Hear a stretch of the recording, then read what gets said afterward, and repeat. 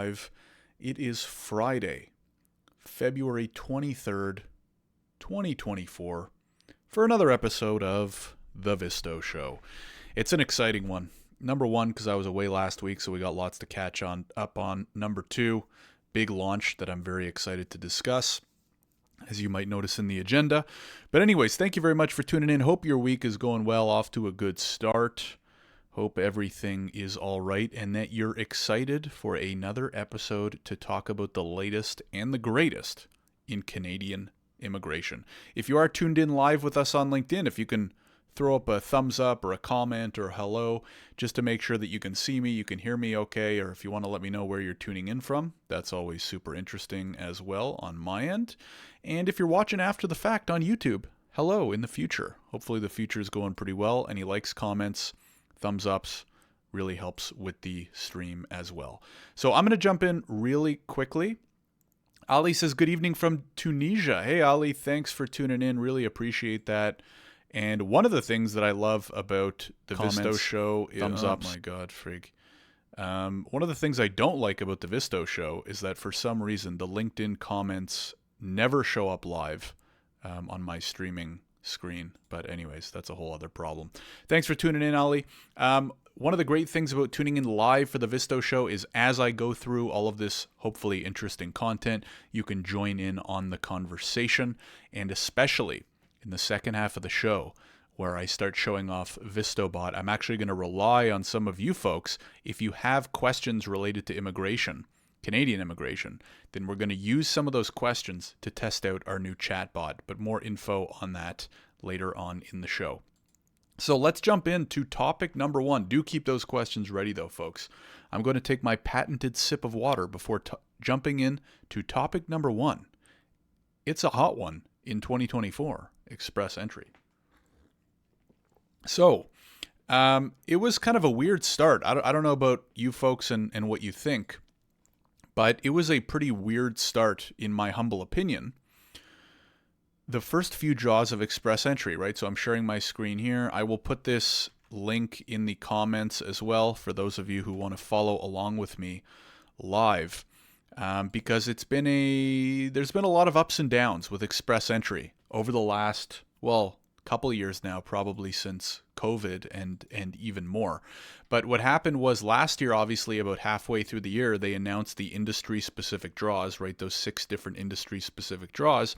And then I was kind of confused because at the beginning of 2024, which I'm highlighting right here, actually the first 3 draws of the year were general all-program draws, and they were quite small.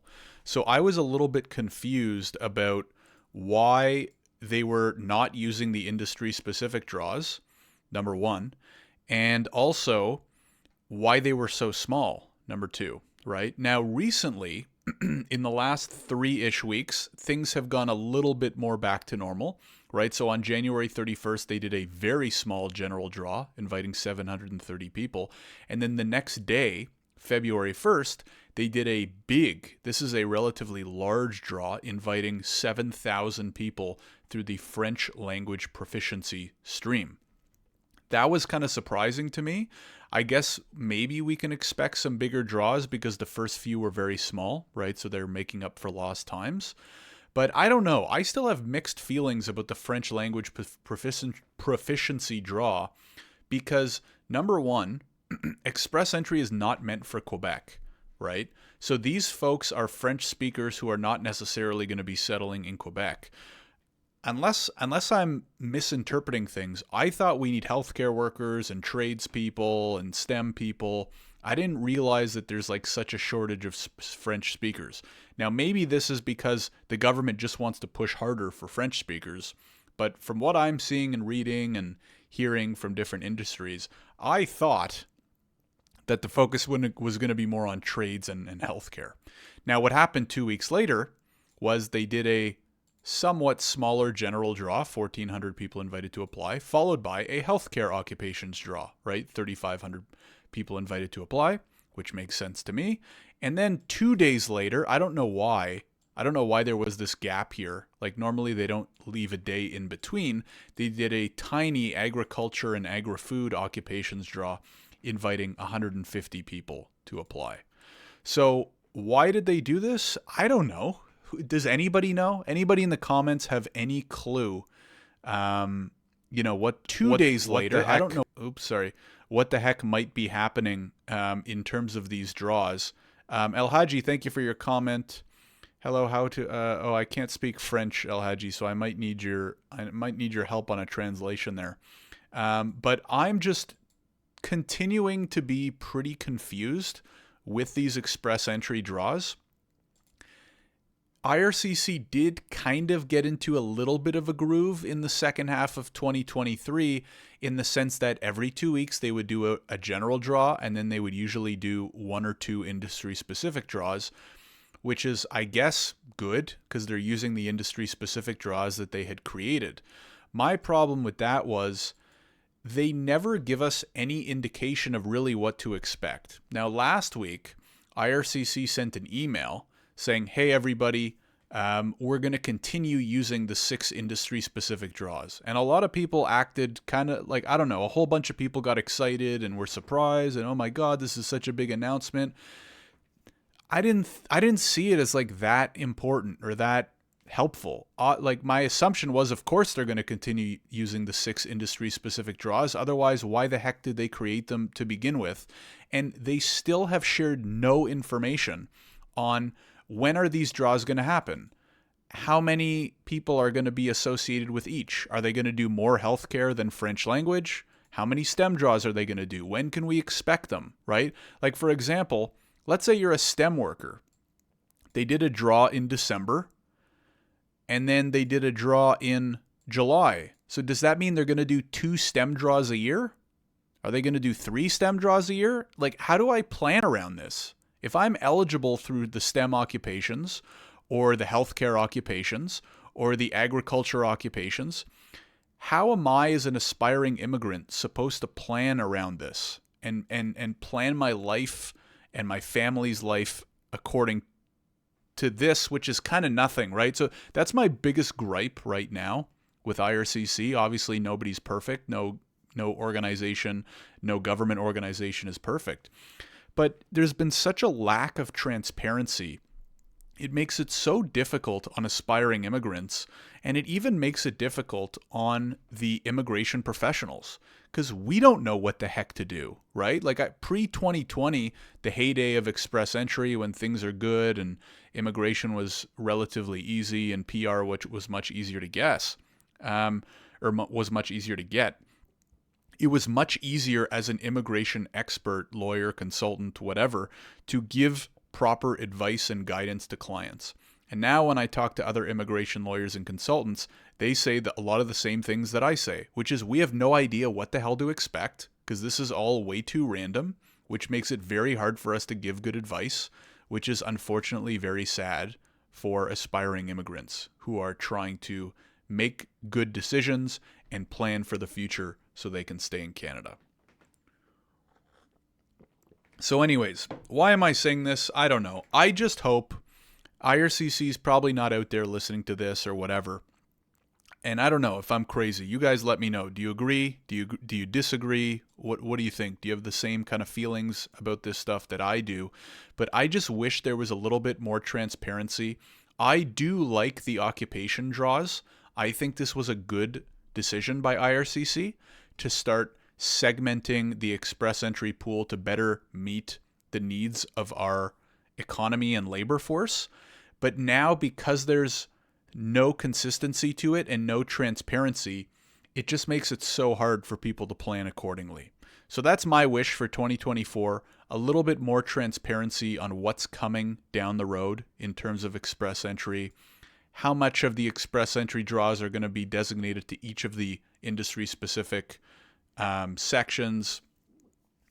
Just some level of transparency, right, in my opinion, would make the world of a difference.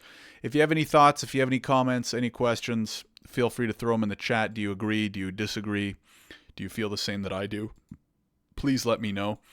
It looks like, so if we talk about what's the rest of the year look like for express entry, it looks like, I don't know why Again, the first few weeks were kind of weird, but maybe it's just New Year, things were quieter, they had other things to prioritize. It looks like now they're settling back into the habits that they had from the second half of 2023, which is every 2 weeks we can expect some draws. We'll probably get a smaller general draw, and then we'll probably get 1 or 2 or maybe even 3 industry-specific draws. And I'm not totally opposed to that. Again, I would love to have more transparency around them, but I think it's a decent strategy. So let me know what you think. Do you agree? Do you disagree? Anything else you might want to see or hear about on the express entry side? What do you think we might see? Am I missing something here? Right? What are your thoughts?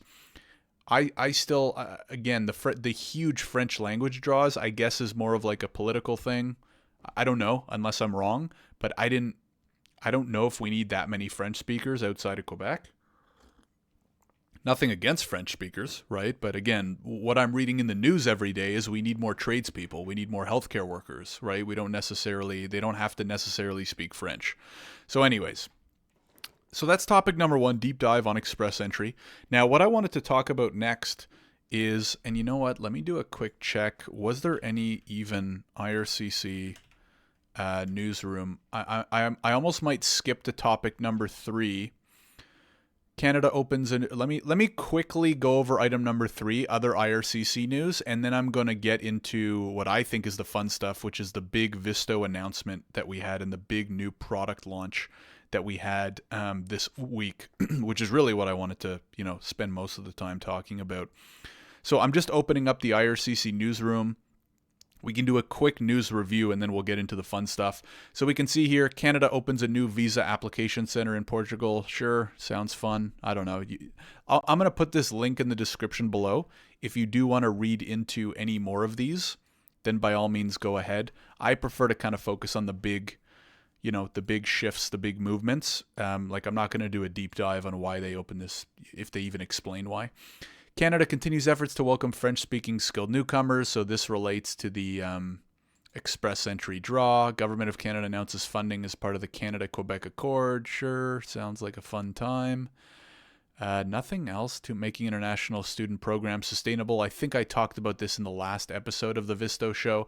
There's been a lot of changes, obviously, in the international student space, and there probably will continue to be over the next year or two. But I would say check out the last episode of the Visto show if you want to hear more of my thoughts, news, feedback about that. Canada will not appeal decision that strikes down first-generation limit to... okay.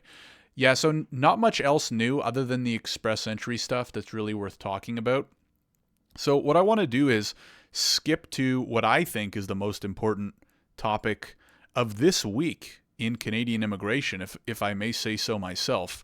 And what I'm going to do is quickly take a sip of water as I segment into the next section of the show. For those longtime Visto show viewers, you of course know and maybe would appreciate the segmenting sip of water. Anyways, what I wanted to talk about today is earlier this week, I don't know if you saw my post, I made a big announcement because Visto launched what I think is the most innovative, new, cool tool that brings together AI, artificial intelligence, and Canadian immigration like I've never seen in the country yet, unless I've missed something, right? So for those who don't know, I'm a Canadian immigration lawyer, founder at a company called Visto, right? That's the Visto show. And we build Canadian immigration technology, right? So we build technology that helps immigration professionals prep, file, manage applications faster than ever before. So things like automating form filling, managing supporting documents, communication back and forth with clients, everything related to prepping and filing applications really quick. Now, as soon as I saw ChatGPT come out and I started seeing kind of the craze related to the chatbot stuff, I started thinking, how do we apply this to Canadian immigration, right? Because I don't know about all of you, but I'm very convinced that AI is going to change how every single industry on this planet operates. It already is changing how many of them operate. And over the next 2, 3, 4 years, it's going to completely change the way people do business, run business, help their clients, all that kind of stuff. Legal tech tends to lag on average because, number one, things can be a little bit more complicated when it comes to legal. And number two, because a lot of lawyers are, quite frankly, not very innovative, right? A lot of immigration professionals and just legal professionals in general, they're more than happy to work at their firm and make a lot of money, and they're not really that incentivized to innovate, right? And maybe that's for even another conversation where I could go into more detail. But anyways, now I'm just going on a tangent. So what I've been thinking about for the last kind of half year and what we've been working on for the last few months is a chatbot that's basically a Canadian immigration lawyer or consultant built into a chatbot, right? Where you can just ask it questions and get answers. For those of you who have used ChatGPT before, you'll know what I mean, because it's basically ChatGPT, but as an immigration expert. Now, what's the difference, you might ask, right? The problem with using something like ChatGPT, if you're an immigration professional, is really a couple things. Number one is you don't know how up-to-date the information is, right? So if I ask ChatGPT a question, it might pull information from an outdated IRCC website that has since been updated, right? Because they don't update the database every single day, number one. Number two is it could be taking information from an unreliable source, right? So if you ask ChatGPT a question about Canadian immigration, sure, it might pull information from the government website, but it also might pull information from some random blog post or some random Reddit thread or some random forum post in 2018 about a program that no longer exists, right? Or, as we learned from our good friend down in there was a lawyer in New York, ChatGPT can just make stuff out of thin air, right? So for those who don't know, there was a story about a lawyer in New York who was preparing a brief to submit in court, and they used ChatGPT to draft the brief, and the AI just made up a case out of thin air, and it cited a case that doesn't even exist. So what happened? They submitted the brief to the court without reviewing it, which is big mistake number one to begin with. And they got in big trouble when they found out that they cited a case that doesn't even exist because they just blindly trusted ChatGPT, right? So I think you understand my point here, which is that drinking water is very good for you, which is that you have to be very careful. These technologies can be extremely powerful, but you have to be very careful in how you're relying on them, because if they're not using the proper data, the proper updated data and sources, you might not be getting good information, right? So what we've built when we sat down and we said, okay, well, what would the ChatGPT of Canadian immigration look like? Requirement number 1A, 1B, and 1C was it has to be the most reliable, up-to-date information. So what we've done is, and without further ado, I'm gonna stop this rant and I'm just gonna share my screen and kind of jump in, is we built a chatbot that is trained only on IRCC data and information, right? So when I say data and information, I mean guides, document checklists, operational manuals, all that kind of stuff that's only provided by Immigration Canada, which means you can pretty much ask it whatever the heck you want and get answers instantly, right? Just like, imagine you're on a call with an immigration lawyer with 60 years of experience, but they can answer virtually instantly about almost anything and they remember it perfectly, right, off the top of their heads. Now, I know what you're thinking. Josh, you are so creative. How come you couldn't come up with a better name other than what we ended up naming it here? So I'm taking you into the Visto platform. So right now we have dozens and dozens of Canadian immigration firms that use Visto for a variety of stuff, right? Preparing, managing applications, e-signing documents, all this kind of stuff. I'm taking you into the platform to show you, because they're the only ones right now who have access to VistoBot, right? Which is our extremely creative name. Now, I'll say this. If you can come up with a better name, please let me know. We spent weeks, maybe months, trying to think about, what's like a clever name that we can name this chatbot? And we were, trying to think up clever, GPT plays and AI plays. And anyways, we couldn't come up with anything that we liked better than VistoBot. So if you can come up with anything better, please let me know, and I'll be extremely thankful. So anyways, what I want to do quickly is show you how VistoBot works, and or if anybody has any questions that they need answered, then feel free to throw them in the comments. If you have questions about Canadian immigration, throw them in the comments and I'll toss it into the bot and we'll see what it says, right? As you can see here, I've been doing lots and lots of testing, but just to give you an example of how it works, for example, let's say you have a client who, let's say maybe you're a new immigration practitioner, or you get a client and they ask you about applying through the SDS program, right? Which is like the expedited process of applying for a study permit for certain people, right? And I'm like, oh, I don't remember what that is off the top of my head. Well, you can just type into VistoBot, what is the SDS program? And it just starts typing. SDS is an expedited study permit process program for individuals applying to blue. Right? It's available to legal residents who reside in specific countries, including, and then it starts listing the countries. It talks a little bit about eligibility. It doesn't go into full detail. So I'm like, okay, can you tell me more details of the eligibility requirements for SDS? I want to know exactly what they are. And the bot will just start answering. Certainly, to be eligible for faster processing, the applicants must, and then it lists off specifically what are the requirements. This country, LOA, live outside Canada, blah, blah, blah, blah, blah, blah, right? And it starts listing them. And then it even links you to the government website so that you might, maybe you want to double check more about SDS, or maybe you want to get started. You can get the instructions and get ready to apply, right? So we're also sourcing this information so you can even go double check and make sure that it is up to date and correct. Now, the other thing that's really powerful about these tools right now, number one is the research, right? So you can ask it questions and get information. And again, if anybody has questions, feel free to throw them in the chat, in the comments, and I will throw them into the bot and see what the heck comes up. Now, I can also ask it to help me with things like communication, drafting, stuff like that, right? So for example, please summarize this into 2 paragraphs so I can email it to my client. Because what do a lot of us immigration professionals spend time on? Research, communication, drafting documents, responding to emails. That in and of itself can take up a lot of time, right? So what the chatbot can do, kind of out of the box, is help you summarize, reword, draft, create templates, create drafts of templates, create guides.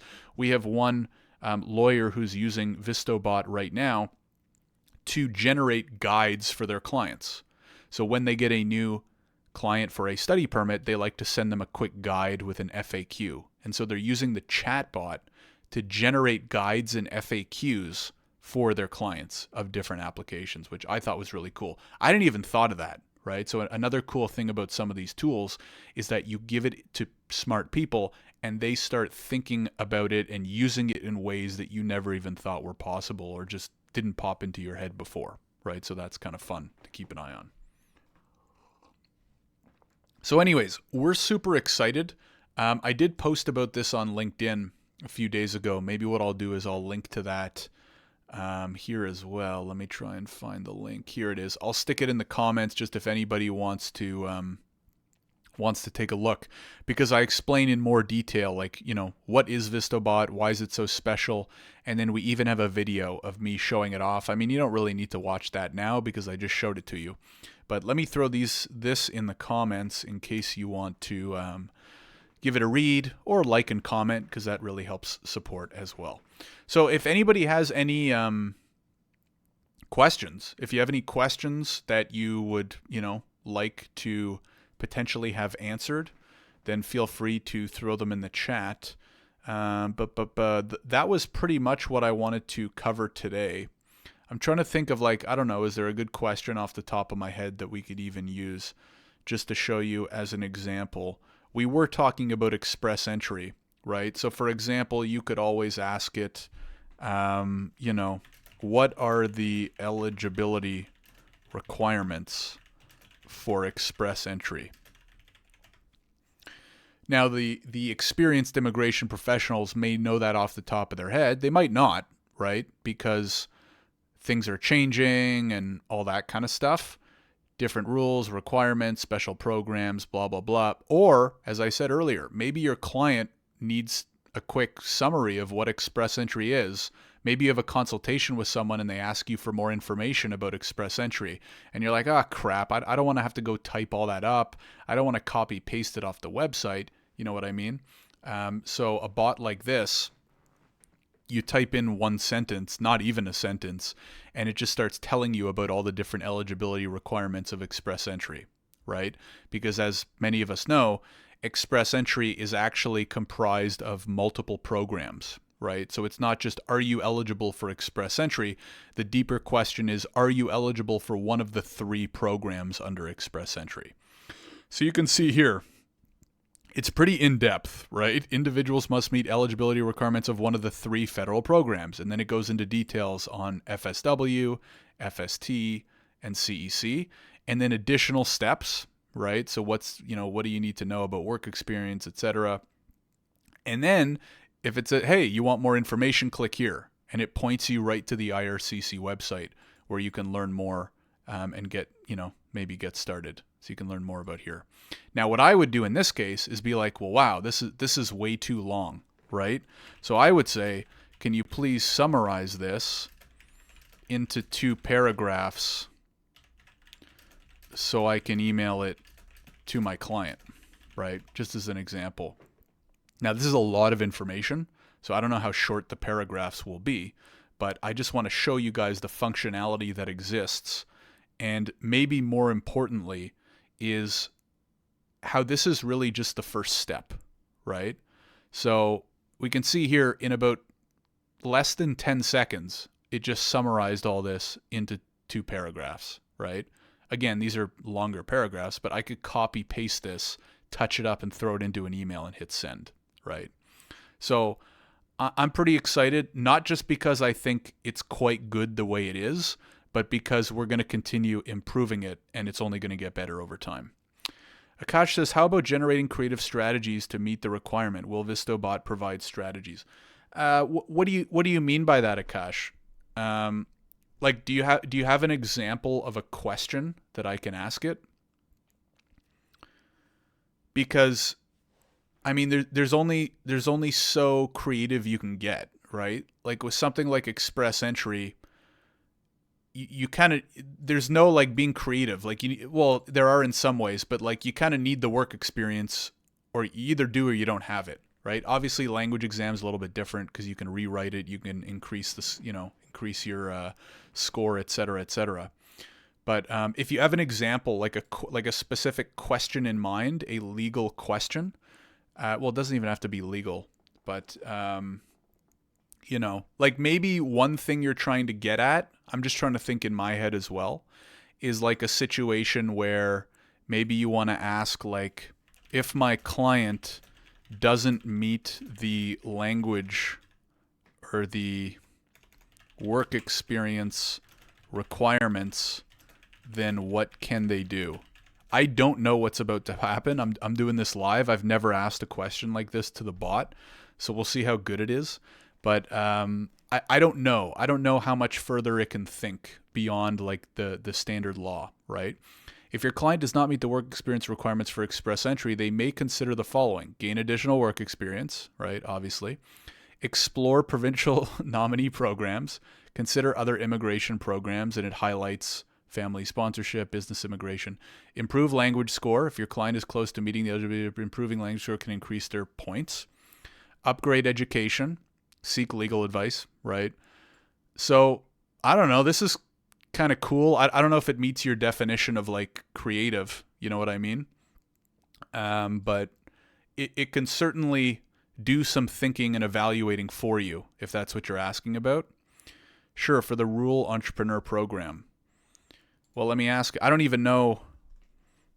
Can you explain the Rural Entrepreneur Program? I don't even know what that is. Is this a federal program, or is it a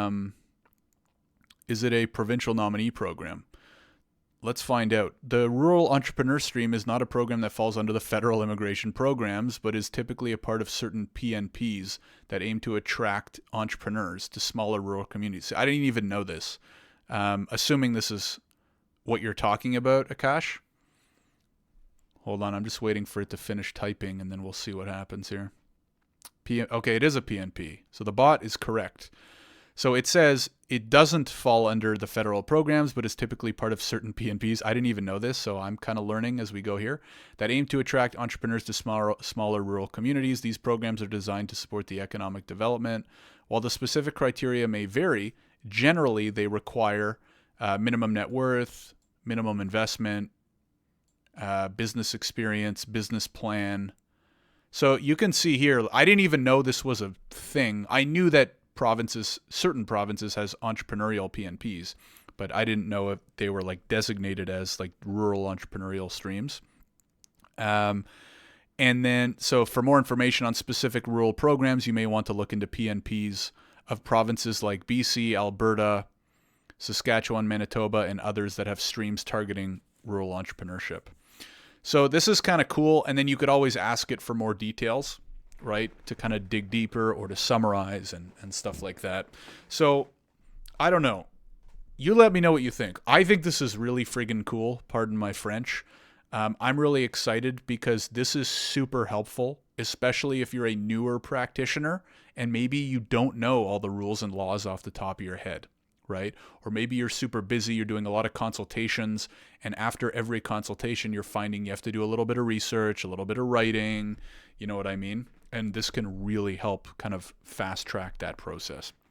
Now, the other reason I'm super excited is because probably like many of you, the wheels are spinning in your head, right? Which is like, okay, this bot is really cool. It's really helpful for research and writing and summarization. But the world is our oyster here, right? We're just scratching the surface of what this technology can do. Right? So right now you can have these conversations back and forth, you can research, you can summarize, all that kind of stuff. But eventually what we're going to do is improve the bot so that it can even start doing immigration work for you, right?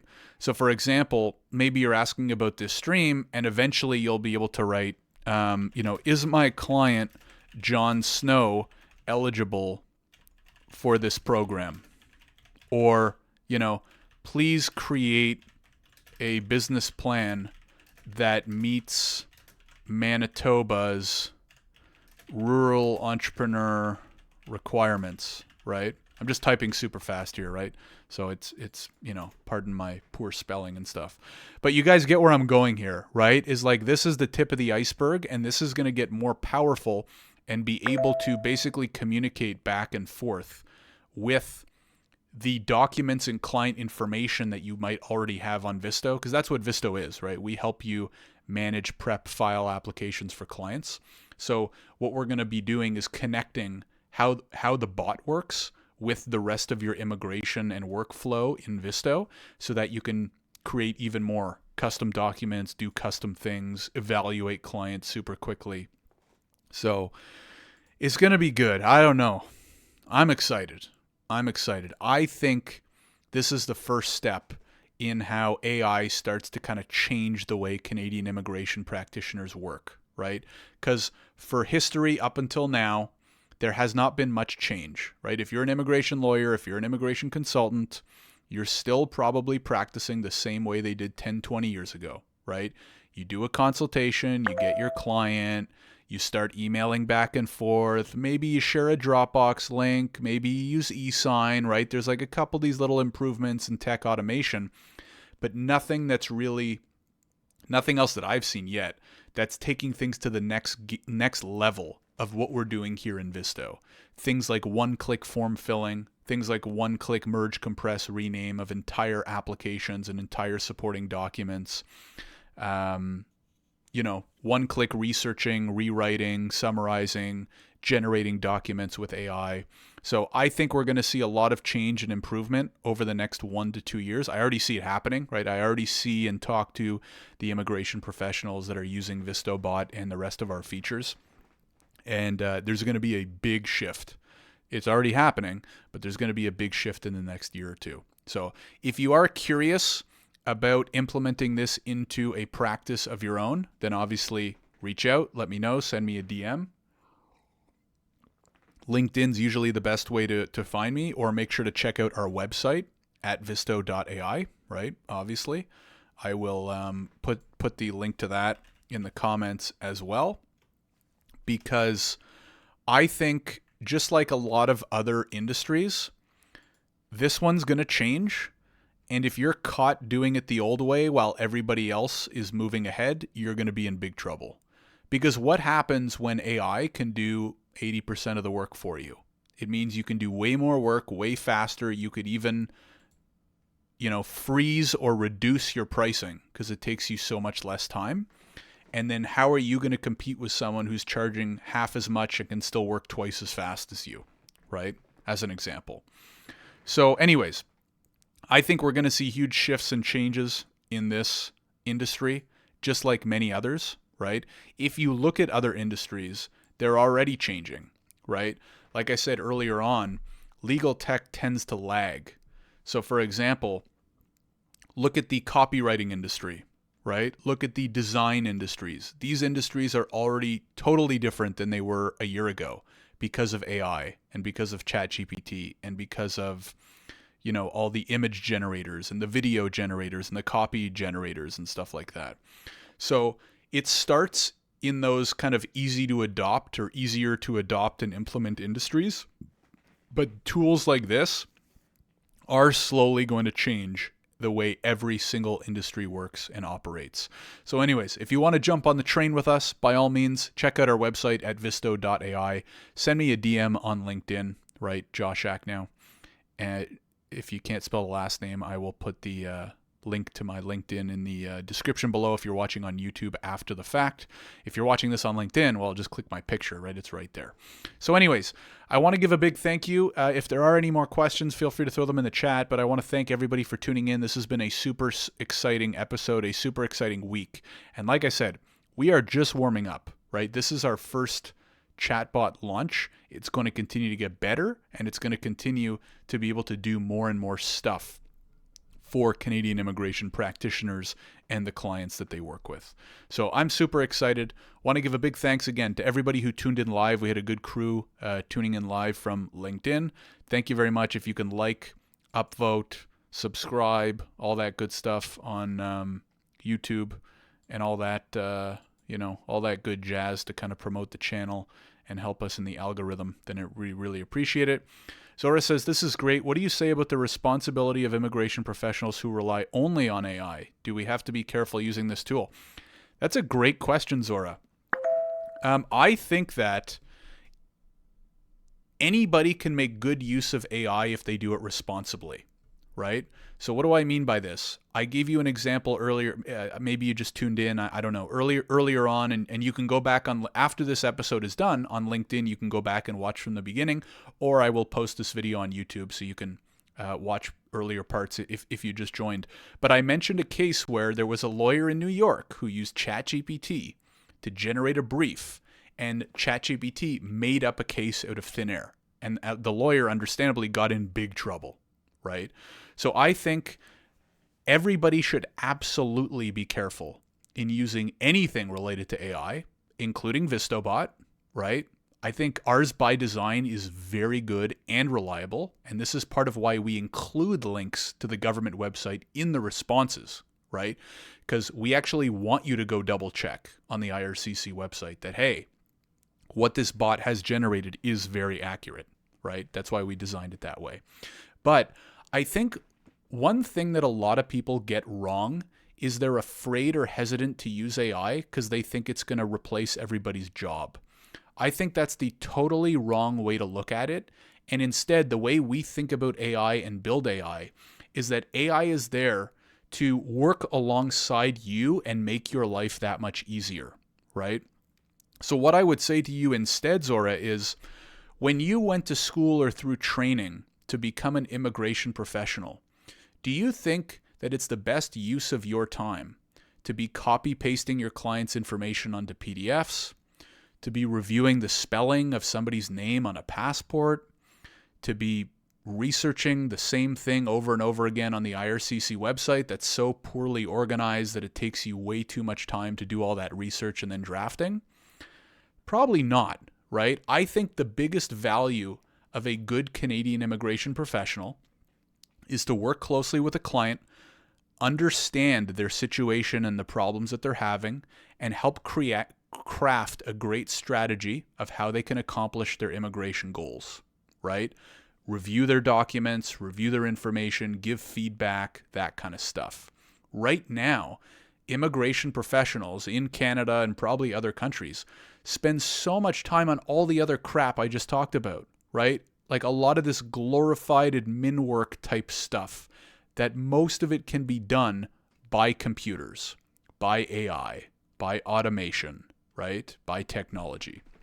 So that's why when we wake up every day at Visto, we're asking ourselves, how can we leverage technology like AI to help immigration consultants, immigration lawyers do their work faster and better and more reliably, right? The other thing I'll say is we already have a feature in Visto where you can one click generate a custom submission letter for your clients, right?